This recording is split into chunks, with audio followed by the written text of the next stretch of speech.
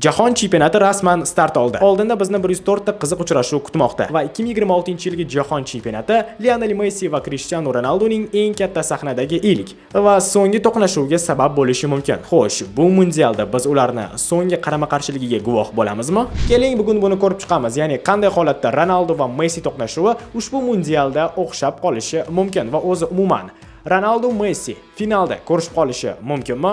Shuhrat, Setanta Sports O'zbekiston YouTube kanali. Videoga like bosib kanalga obuna bo'lib qo'ying. Tayyor bo'lsanglar boshladik.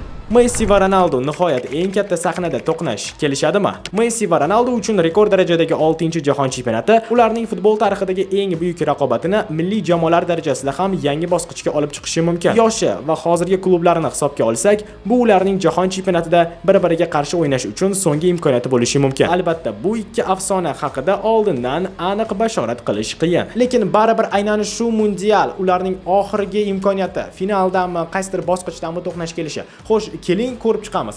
Qaysi bosqichda va qachon va qanaqasiga ular to'qnash kelishligi mumkin.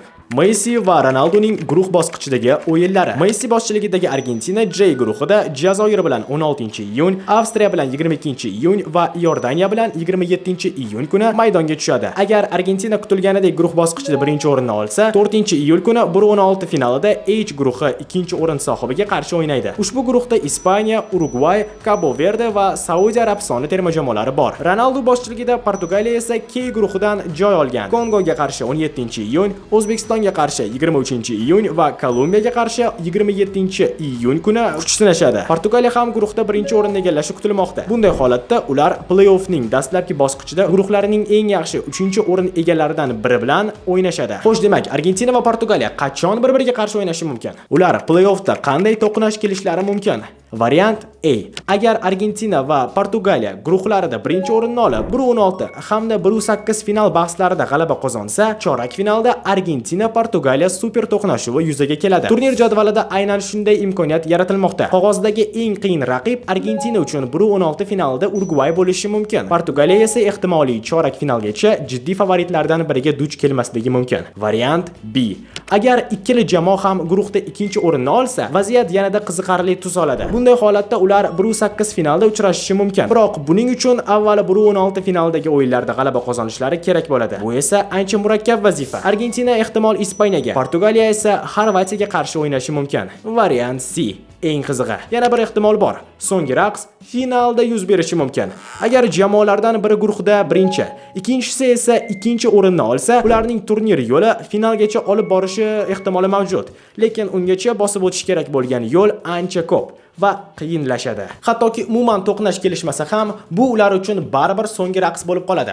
Keling, ularning jahon chempionatidagi natijalarini ham bir eslab chiqsak. Messi va Ronaldoning jahon chempionatidagi natijalari. Statistikalarni solishtiradigan bo'lsak, ustunlik aniq Lionel Messi tomonida. Argentinalik afsona 2022-yilda jahon chempioniga aylangan va 2014-yilda ham finalga qadar yetib borgan. Ronaldo esa mundialdagi eng yaxshi natijasini 2006-yilda qayd etgan bo'lib, Portugaliya bilan 4-o'rinni egallagan. Messi jahon chempionatlarida 26 ta o'yin o'tkazib, 2314 daqiqa maydonda harakat qilgan. Uning hisobida 13 ta gol va 8 ta assist mavjud. Ronaldo esa 22 ta o'yinda 1762 daqiqa o'ynab, 8 ta gol va 2 ta assist qayd etgan. Play-off bosqichidagi statistikalarda ham Messi sezilarli ustunlikka ega.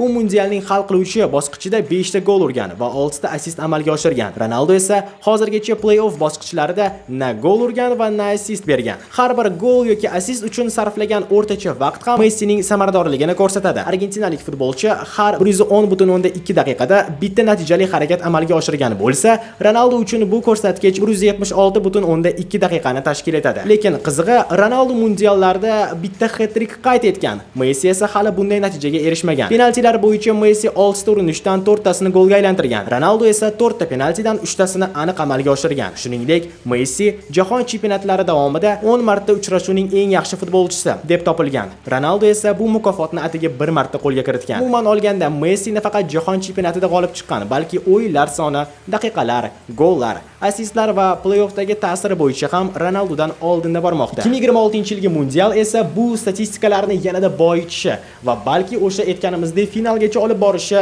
mumkin. Lekin savol tug'iladi. O'zi Ronaldo va Messi ushbu mundialda yana qanaqa rekordlarni yangilashi mumkin? GOATlar 2026 yilda qanday rekordlarni yangilashi mumkin? Messi va Ronaldo 2026-yilgi jahon chempionatida maydonga tushishi bilan tarixda 6 marta mundialda qatnashgan ilk futbolchilarga aylanishadi. Messi allaqachon jahon chempionatlari tarixidagi eng ko'p o'yin 26 ta va eng ko'p daqiqa 2314 ta o'ynagan futbolchi hisoblanadi. Bu rekordni u 2022-yilda Paolo Maldinidan tortib olgan. Messi Argentina tarixidagi eng yaxshi mundial to'purari hamdir. Uning hisobida 13 ta gol bor. U rekordchi Miroslav Klozedan atiga 3 ta gol ortda qolmoqda. 16 ta. Yana bir rekord jahon chempionatlari tarixidagi eng ko'p golga aloqador harakatlar, gol plus assist. Messi hozirda 21 ta natijali harakat bilan afsonaviy Pele bilan tenglashib turibdi. Ronaldoda mundial rekordlari ko'p emas, ammo agar Argentina erta musobaqani tark etsa va Portugaliya uzoqroqqa borsa, u eng ko'p o'yin va daqiqa rekordlarini yaqinlashishi mumkin. Hozirda Ronaldoning mundiallarda 8 ta goli bor. Klozening 16 ta goliga yetib olish uchun esa unga ajoyib turnir kerak bo'ladi. Umumiy xalqaro futbol rekordlariga keladigan bo'lsak, Ronaldo erkaklar futbolida eng ko'p o'yin 226 ta va eng ko'p gol 143 ta urgan futbolchi hisoblanadi. Messi esa 198 ta o'yinda 116 ta gol bilan ikkinchi o'rinda turibdi. Deylik, ular to'qnash kelishdi. Bu degani biz muxlislar ularning o'zaro statistikalariga ham tayyor turishimiz kerak. Goatlarning o'zaro statistikasi qanday? Klublar safida Messi va Ronaldo 35 marta o'zaro to'qnash kelishgan. Messi g'alabalari 16 ta, Ronaldo g'alabalari 10 ta. Duranglar soni 9 ta. Qizig'i, ikkala futbolchi ham bu o'yinlarda 22 tadan gol urgan. Terma jamoalar safida esa ular 2 marta uchrashgan va har biri bittadan g'alaba hamda bittadan golga ega. Menimcha bu qarama-qarshilik oxirigacha teng borsa kerak. Sizningcha Messi va Ronaldo to'qnashuvi ushbu mundialda ro'y berishi mumkinmi? Va fikringizcha ular o'z guruhlarida nechinchi o'rinni olishadi va qaysi bosqichda ko'rishib qolishlari mumkin? Buni fikringizni izohlarda yozib qoldiring. Agar video yoqqan bo'lsa, like bosib kanalga obuna bo'lish esingizdan chiqmasin. Video davomida Shuhrat bo'ldi. Setanta Sport O'zbekiston YouTube kanalida keyingi videolarda ko'rishguncha xayr.